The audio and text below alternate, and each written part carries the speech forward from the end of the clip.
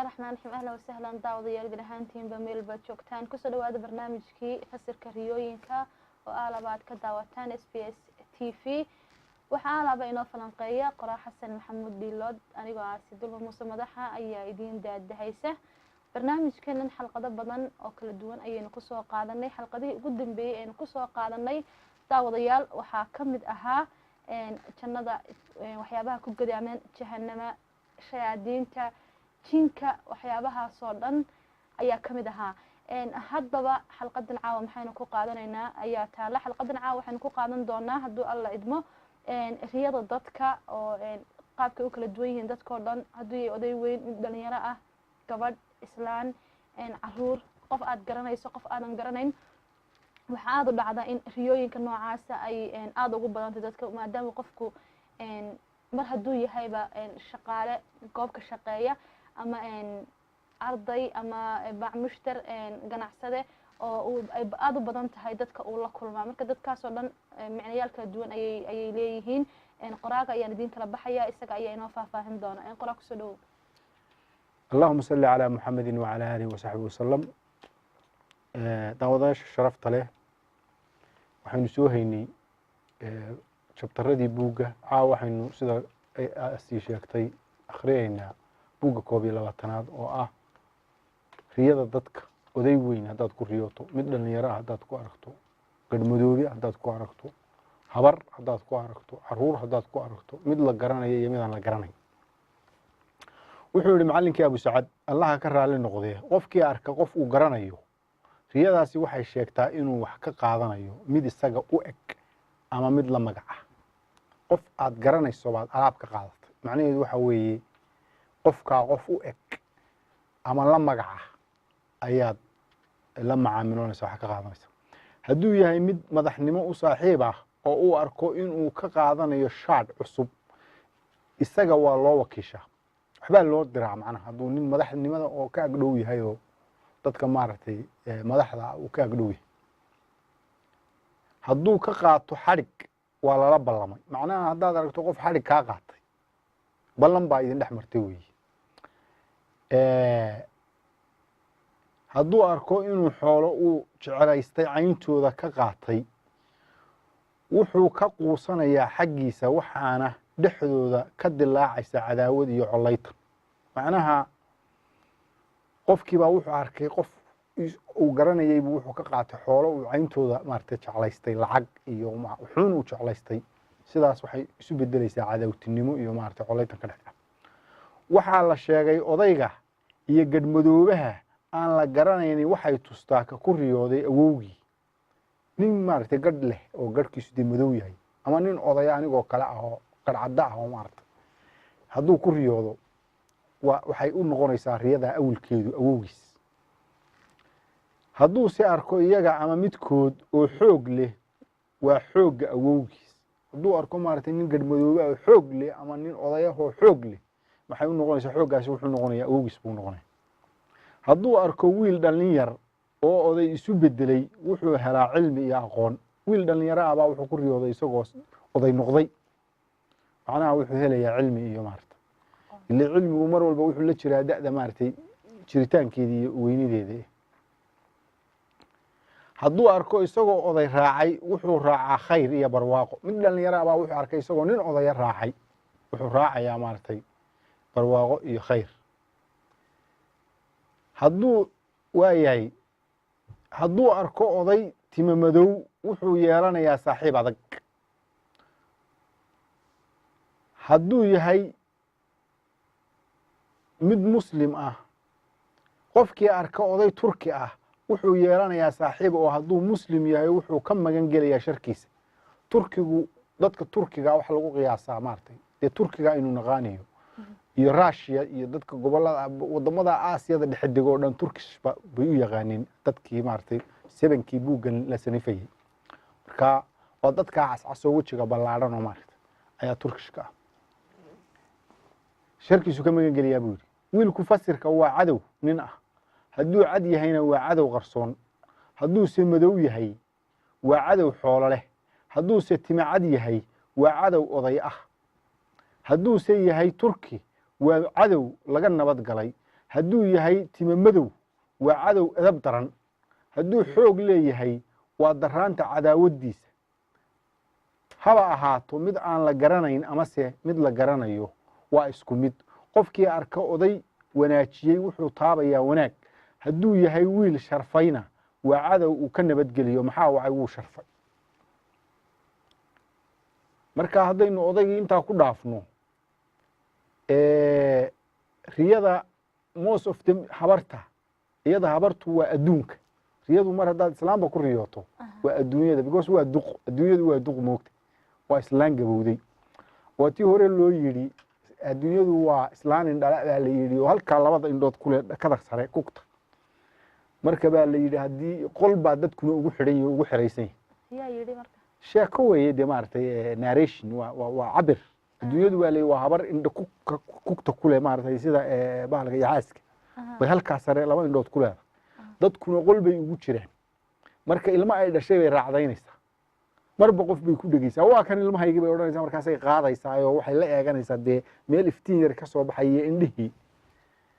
marka qofka intaa ay sido waa barwaaqaysan iyo madax buu noqonayaa xooluhu sitaayo waa kawdi waa kulkuli markay sidaa u eegto odhanaysaa maaha kayga soo tuuray markaasaa waxa bilaabanaya hoos u dhiciisii iyo nuqsaantiisii iyo waa maaragtay waa cabir laga sameeyey habartu waa adduunka hadduu arko iyadoo isqurxisay oo bannaanka aysa soo dhigtay wuxuu helayaa adduunyadiisa oo bishaaro wadata oo weliba deg deg ah islaan isbishay oo isbanka iskeentay hadduu qofku ku riyoodo maaragtay dee suurad wanaagsan oo maaragtay hadduu ku riyo isqurxisay waynu fahanay laakiin isu soo bandhigtay macnaha dee rabitaan rabta oo qurux leh oo buu ku riyoodo habar doonaysa banka buu ku riyoodo ama adigaaba ku riyoodo maanta inkastoo dumarka ay ayadood noqonayso المثال ninkii ku riyooday saas isaga marka waxay u noqonaysaa adduunyadii oo bishaar hadduu si arko iyadoo cambusan waxay u sheegtay in sharaftiisu dhacayso wuxuu arkay habar macbuus oo maartay macbuus oo cambusan oo maartay waxay noqonaysaa adduunyadiisa sharaftiisu dhacayso adduunyo raadin darteed bayna ku dhacaysaa adduunka uu jeclaaso sideedaba adduunyadu dadka jecel ma jecla iyadu laakiin dadka naca oo ka taga way daba orodaa sideedaba oo waa u sakhirantaa oo ma ogtahay adduunku qofkii raadiye oo jecel ma helo laakiin dadka ka tegey oo maaragtay alla u go'ay oo aan waxbaba u arag way helaan oo iyadaa doonto dee marka adduunyaduna waa wax iska cimri gaaban oon macno lahayn wax lagu dhadhababa oo la raadiye ma waayahay islaanteena aynu intaa ku dhaafno dee inaha kale waa la akhrin doonaaye carruurtu xagga fasirka waa cadow itaal daran kaasoo marka hore saaxiibtinimo u muuqdo haddana colaad la yimaada macnaha haddaad ku riyooto ilmo micnaheedu waxay tahay cadow marka hore qof saaxiibnimo iyo kuwa imanaya hadhow hoostana cadow ka moogta ayay noqonaysaa hadduu nin arko isagoo isu bedelay ilmo yar waxaa dhaca sharaftiisa in ay tusto furasho dhib uu qabay mooye hadduu arko isagoo ilmo sida wuxuu maamulaa xoolo kii arka isagoo baraya kitaabka qur-aanka ama suugaan wuxuu ka toobad keenaa dembi kii arka isagoo loo dhalay koox carruur ah riyadaasi waxay sheegtay murugo maxaa wacay carruurta korinteedu kuma timaado in lagala kulmo dhibaato mooyaane macnaha qofkiiba hadduu ku riyoodo isagoo koox carruur iyo maaragtay carruur badan iyo waxaa haysta waa dhibaato iyo maaragtay werwer maxaa yeelay carruurta wax lagu koriyaa adayg iyo dhib baa lagu koriyaa walow xoolo lahaw korinta maaragtay dee dadka la korinayaa korintoodani waa tacab oo idinka arkay oo waalidku dee maaragtay tacab buu usoo mara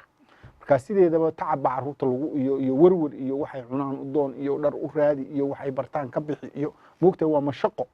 marka mashaqaa lagu koriyaa waxaa la yidhi carruurta yaryar waxay muujisaan werwer waxoogaa ah gabadha dhalatay ee hurdada lagu arkaa waa barwaaqo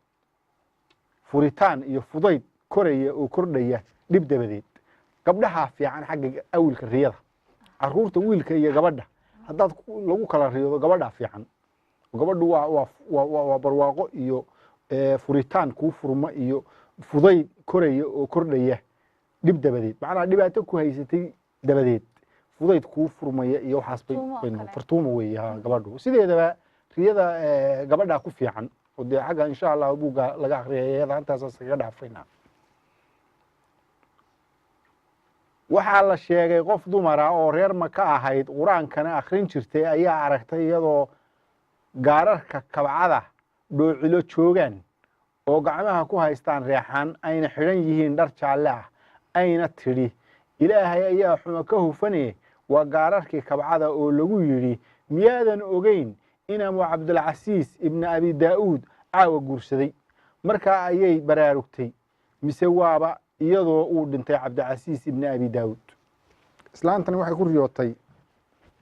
hablo yaryar oo dhoocile ah gabdhaha magacyo badan bay leeyihiin moogtahay dhoocishu ka mid weeye foodley iyo dhoocil iyo foodley iyo waxaasaa layaa gabadh yar iyo waxaa soo maha oo tadawurka weeye inamada yar inamaduba sidaasoo kale day u leeyihiin moogtahay magacyadaas marka soomaalidu waxay ahayd luqad riij ah bilmithaal hadda awrta oo kale awrka yar ee maaragtay nidig buu noqonayaa marka hore nidig marka ay hooyadii ka go'aan oo kuwa laacdama noqdaan oo maaragtay badanaa wuxuu noqonayaa qaalin ha awr buu noqonayaayo waa kaaso saasuu markaa soomaalida afkiisu cajiib weeye chapterka markaa isaga intaasaynu kaga baxaynaa haddii lahayd mointa kale de waxaan barnaamijkii riyadaada garo buugga ibnu siriin uu ka turjumay ustaadku xalqado talantaalina aan aalaaba idinkaga diyaarino daawadayaal s b s ayaad kala socotaan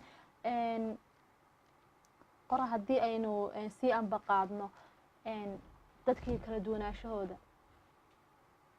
qaabka u kala duwan yihiin laftirkooda waxay keentaa riyooyin macnayaal badan xambaarsan bal kuwaa ka war buugga 22aadna waa awilka kala duwanaanta dadka xubnahoodu si mid mid ah macnaha wuxuu ka sheekaynayaa xubnaha dadka iyo maarta macallinkii abu sacad allah u naxariistee midabka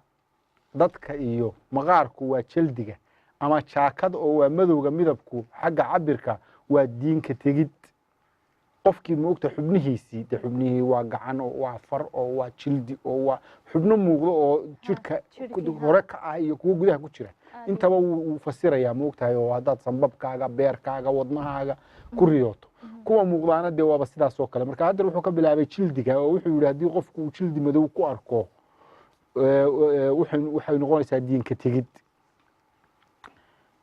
qofkii arka isagoo weji madow oo ku labisan dhar cadcad waxay tustaa riyadu in loo dhali doono gabadh hadalka alle sarreeyey oo berigii hore moogtahay ayay nabcaayeen dadkii hore gabdhaha dhalashadooda oo sideedaba dee soomaalidu xitaa cunfigaa bini aadamku uu iska leeyahay hadda la ogaayona haddeer markii aynu burburnay oo dowladda soomaaliyeed baaba'day la ogaayo gabadha iyo wiilka gabadhii baaba khayr badatay oo faa'iido badatay oo reerkii gabadh lahaa barwaaqu u go'ay ama ay u dhooftay ama maarta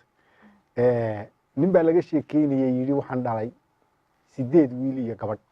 gabadhii baa u dhooftay markaasay wiilashii marba mid kaxays 8diiba waa kaxays waa dhoofisay ha markaasay odaygii aabaheed guri u dhistay oo naag yar u guurisay oo xajka geysay oo odaygii baa sheekeeyey marka wuxuu war waaba sigtayoo mar baan goblami lahaa wiilashii 8 ahaayoo ay gabadhaasi kaxaysay midna aabihii ma odhan xaguu joogaa iyo muxuu u baahan yahay midna dib uma soo eegin gabadhii baa iyagiina u noqotay maaragtay fartuuno u noqotay oo iyagiina noloshii iyo xabadii soomaaliya ka dhacaysay wixii uga gargaartay oo dee dhoofka laftigiisu moogtahay dee dadkii labay noqdeen oo qof qaarna waa ku liibaaneen oo cilmi bay heleen oo waxbay barteen oo diin bay dhulkii geeyeen ay tageen oo waxbay tabcadeen oo waxbay la yimaadeen oo dadkoodii qaraabadii ka soo maqnayd oo dhulka joogtay bay biileen oo qaar bay wax bareen oo moogta ileen dadku waxa loo wada dhasheen wax laystaro moogtahay wada dhalashadu waxba tari mayso haddaanad qofkaad wada dhalateen ama maaragtay qaraabada aad ahaydeen aanad waxba u tarayn maxaad xaasido moogtahay oo de waxaad ogtahay oo waqti adan baynu waddankeenu soo maray dhibaataa la soo maray dagaal baa la soo maray dadkii waa qaxeen markaa dadkii labay noqdeen waxay noqdeen wax isqaatay oo iscaawiye oo qofku eeg qaar baa waxay yidhaahdaan haddaan qof kaa dhoofiyo wuu gaaloobaya oo halkanba waa lagu gaaloobaye soo ma halkan aynu joogno soomaaliya adigu qofku ama ha gaalooba ama ha muslimee xil wuxuu kaa saaraya inaanu dayacmin soo maha aad gacan qabato sidii aadba aad u jeclaan lahayd in lagu gacan qabto inaad u gacan qabato wey marka dad badan oo ku fashalayna waa jiraan dee dad badan oo ka soo baxay maaragtay waxiisu ahaantii iyo riximku ma ogtahay ama ha gaaloobaa ama yaanu gaaloobin adigu haddaad ka dhibaato xabad iyo dil iyo gaajo iyo silic iyo aqoon darro iyo waxaas aad kala baxsato oo aad geyso dunidaa hore u martay oo uu isagu haro dee isagaa daraygiisa isdhigay moogta marka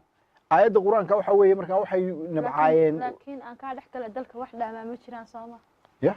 marka xaaladaasi taagneed haa laakiin hadda dalka wax dhaamaa ma jiraan mar walba maya lama odhan karo waxa weeye waddanku dad waddanka jooga wax qabsaday baa jira oo halgamay oo wax noqday qaar fashalay oo qaad cunayo oo baaba'ayna waa jiraan soo markaa lama odhan waxa weeye waddankuna dad qofkay ku xidhan tahay qofkay ku xidhan tahay waxa weeye laakiin wakti baa jira loo baahnaa dadku inay isgacan qabtaan oo de haddeer maaha waqtiyadii sagaashanaadkii 1991 1992 1993 xaalad xun baad jirtay marka qofkii ma ogtahay qofkiisa ku mintidayay waqtigaa weeye waqtiga loo baahnaa maaragtay waxa jira dad iskooladii iyo markaa haaf u ahaayeenoo ama jaamacadihii aan dhammaynoo qaxay oo markaa dee walaalahood iyo adeeradood iyo dadkii gacalka u ahaa ay bartii kaga tageen maanay waxba tarin oo waxba ku darsan ma fahamtid iyo qaar gacanta la qabtay sideedabana waxa weeye dadku waxay qofna keligiis laakiin dadkaas laftirkooda ma la dhihi karaa waa dadka dibadhiska dalka ka qayb qaatay ee maanta halkaynu joogno oo la sii baabi'i lahaa Soomaaliya hadii la wada qaxay maya wallahi dadkii qaxay la'aantood Soomaalida waxba ma noqotay way nala soo baxsadeen dadkii qaxay ee wanaagsanaa ee dadkooda wax taray waa dadka asadka inuu haddeer haysana salka u ahaa marka dadkii qaxay oo dadkoodii aan ilaawini oo dalkooda ilaawini wax weyn bay gacan weyn bay geysteen ileen dadka lagama abaal ka dhacay waxa weeye intaasoo bilyan oo dollar bay sanad walba soo xawilaan oo keenaan marka dunida oo dhan waa laga tacabiray oo laga tegey dunidan hadda Mareykan aad arkayso dadka jooga ma aha dadkii lahaa dadii reer Indians la yaada baa joogay waa dad u qaxay meesha tagay moogta oo ka sameeyay camiray oo ka sameeyay horumarka iyo waxaas iyaga laftirkooda inkastoo marka aayadii marka aynu ku noqono suuratu naxal aayadda 58aad alla wuxuu yiri marka loogu bishaareeyo marka loogu bishaareeyo midkood dhadig wuxuu noqdaa wajigiisu madow walbahaari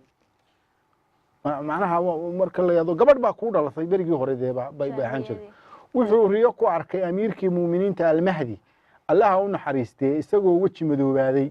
wuu baraarugay isagoo argagaxsan wuxuuna u yeedhay ibraahim ibn cabdullaahi alkarmaani oo ka soo kicitimay al-shirjaan wuxuuna u fasiray riyadiisii oo wuxuu yidhi waxaa kuu dhalan doonta gabadh isagoo akhriyey aayaddan qur-aanka ah waxaana isla habeenkii loo dhalay gabadh arrintaana wuu ku farxay wuxuuna wanaajiyey abaalgudkii eeg amiirkii muuminiinta wuxuu ku riyooday waa iyadoo madaxweynuhu ku riyooday isagoo habeenkii ku riyooday isagoo wejigu madow waa wax moogta fajacso ah oo yaab leh oo horena waataynu u soo aragno nidhi madowgu waa maaragtay ma wanaagsana oo waa diinka tegid camal marka amiirkii wuxuu ku riyooday isagoo weji madow waa argagaxay marka dee waa dadkii naxayey moogtahay oo dee qofku ilayn halka kan weynu ka tegayna aakhira la tegay aakhirana waxaad sii dhigataad leedahay marka wuu argagaxay dabeedna nin mucabira buu u yeedhay ninkaas oo magaalada la yaado al-shirjaan jooga baa loo yeedhay oo amiirkii u yeedhay oo yidhi ii kaalay bal oo riyadaasaan ku riyooday maxay tahay ileen dadku waa inay ka warwaraan moogtahay marka riyadu maaha wax sahlan waa digid waa wuxuu sheeg waa inaad riyada aanad maaragtay inagu waa iska riyooday iyo hebel waa riyooday iyo waynu niraana moogtahay riyadu laakiin mustawa weyn bay ku jirtaa oo kaga jirtaa moogtahay dhaqanka iyo ahaantaada iyo diintaada iyo masiirkaaga dambe iyo kaaga nolosha labada dabeedna warkaasi u sheegay oo markaa dee sidaynu hore u soo sheegnay wax laga yaabaa in dadka qaar haddeer inagu soo darsadaan mar kasta waxaa saldhig u ah riyada aayad quraan diinta u ah ama aayad quraan ama xadiis maarta waa inuu wuxuun days loo raadiyaa waxaa laga warramay nin u yimid ibn siriin oo yidhi waxa aan arkay nin samada ka soo deldelan oo ku xidhan silsilad jidhkiisuna qaybi madowdahay qaybina caddahay wuxuu kaloo leeyahay dabatan dameeraha ah uu yidhi ibn siriin kaas waa aniga qaybta jidhkayga caddi waa ka sheekaynta layga sheekaynayo maalintii qaybta madoobina waa ka sheekaynta habeenkii layga sheekaynayo silsiladda igu xidhan samaduna waa xuska iigu soo koraya weligii samada dibkuna waa dayn la kulmaysa geeridayda waxay noqotay sidii uu sheegay ibnu siriin waynu xagga dambena waynu ku arki doonaa isagoo oo markaa cunto cunaya baa naagi u timi oo markaasay riye u sheegtay markaasuu kacay oo gacanta kala baxay raashinkii dib baynu ka arki doonaa oo maaragtay geeridiisii bay u sheegtay oo badanaa buuggaynu dee ku arki doonaa xisaab baa jirta oo raqamka maaragtay abjadiyada abjad huus maaragtay waa xisaab alifku waa wax oo ba'du waa xisaab oo wax baa jira abjadiyadaas lagu isticmaalo oo marka taasuu wax ku cabiraa badana xisaab ahaan oo diig oo kale deel iyo soomaha diig iyo ka mid waliba markaas cabirkooda hadhow waynu ku arki doonaa waxyaabo fara badan oo macjuuse ah oo cajiib ah ayaa ku jira marka qof baa u yimi oo wuxuu ku yidhi waxaan arkay nin samada ka soo deldelan oo maaragtay jirkiisu badhna cad yahay badhna madow yahay oo dibna dabada dameerahan ale markaasuu yidhi kaasi waa aniga marka waa kaa sheegay oo wuxuu yidhi dayn baa ay fuuli doonto marka ibnu siriin nin buu lacag ka amaahday oo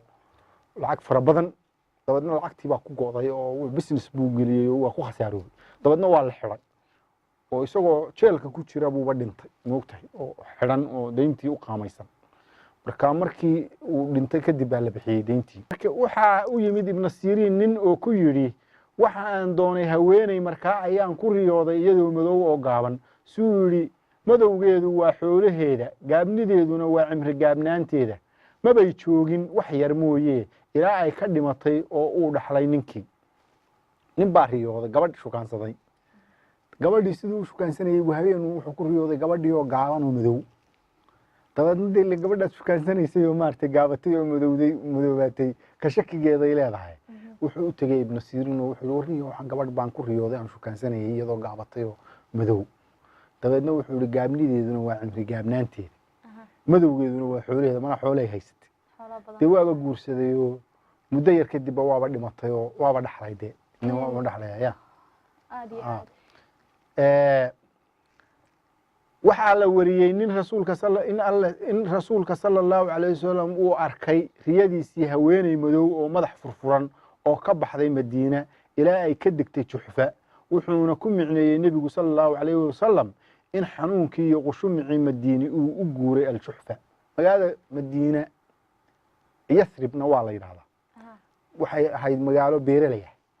oo beera leh oo timirta iyo leh oo maaragtay beera leh oo cinab leh oo waa kaasoo nimanka yuhuudeedna waa deganaayeen oo 3 qabiilo oo binu qinqac iyo binu nadiira iyo binu mustalif la yidhaahdona way deganaayeen markeeda hore marna dadka meeshaa degay wax la yadaa waa dadkii ka qaxay Yaman berigii daadku ku dhacay oo sa'di Yaman dhaam uu biyaha jabsaday dhaamkii ay Balqiis samaysay سعد المأرب ماشي اللي بلقيس waxay samaysay dhaam cajiib ah oo ma'rab gobolka la yaado buu ku yaalay marka mar ay kibriyeen oo de maartay ilaa dadku bini aadanku ma xamilo moogta barwaaqada ah nimcada ah mar ay kibriyeen oo de maartay wuxuu khalada sameeyeen ayaa ilaahay fayadaanaad iyo daad iyo ku sameeyo dabadna waxa jabay dhaamkii markuu jabay dadweyne dhan buu kharibay marka dadkii wixii ku dhintay mooyaan waa sida hadda California dabkii ka kacay Soomaaliya arag dad badan baa la laayay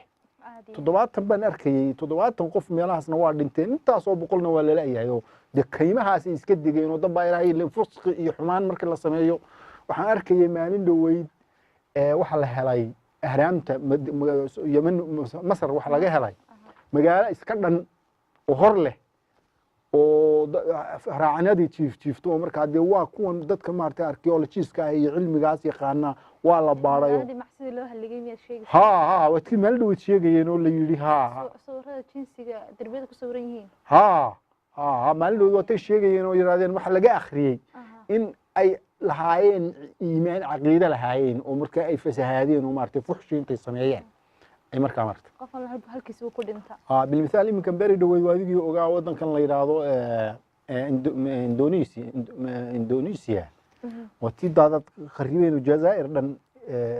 baaba'een oo waa wadan jazir badan 17 kun oo jasiiradood buu ka kooban yahay baa marka waa loo tumasho tagaayo maartay macsi oo markaas ilaahay khasifaya markaas volcano marka waxaan rajaynaynaa dadku inay ilaahay maartay u noqdaan oo إن شاء الله تعالى واحد شراء كله وحياة فسق حن كميرة هذا بارتي تلفون هذا يو كمبيوتر هذا يدوني دي وقت نقل كلية نقطة marka waxyaabahaas la daawanayo oo dhalinyaradu maartay iska ilaaliso waa waxyaabaha la isku cadaabayo oo la isku rogayo oo la isku ciqaabayo ilaahay inuu dib dhaafo aad xisaab adduunyo xisaab aakhirada way leeyihiin markaynu xadiiskii sheegayno juhfa madiinada magaaladaas marka waxay ahayd qushumuc baa jiray iyo xanuun iyo madax xanuun iyo baylahay waqtiga ilaaday awgiis markii nabigu calaysay salaam ay u soo jiroodeen oo yimaadeen ayuu markaa riyadan ku riyooday dabeedna wuxuu ku awilay in qushumucii iyo xanuunkii iyo ay baxeen oo meesha la juhfa ay u baxeen sidii bayna noqotay aad ayaad u mahadsantahay daawadayaal waa barnaamijkii riyadaada garow buuggii laga tarjumay ee fasalka riyada ibnu siriin isla markaas inoo falanqeynayay qoraa xasan maxamed daawadayaal sidoo arkayseen xalqadan waxaan ku qaadanay riyadii dadka iyo kala duwanaanshahooda haddii ahaan lahaayeen qof weyn oo da ah islaan ama oday ama gabadh ama wiil ama kuwa yaryar oo caruur ah waxaan kaloo soo qaadanay kala duwanaanshihii xubnaha dadka oo kale oo iyaga laftirkooda riyooyin gaar ah xambaarsanaa xalqadeena dambe ee xigi doonta ayaan kusoo qaadan doonaa waxyaabo badan oo cajiiba oo laftirkeedu ay dadka khuseeyaan intaan marka lagu kulmi doono aniga asiduma muuse madaxa una mahad celinaya bahda kamarada iyo farsamayaqaanka barnaamijkan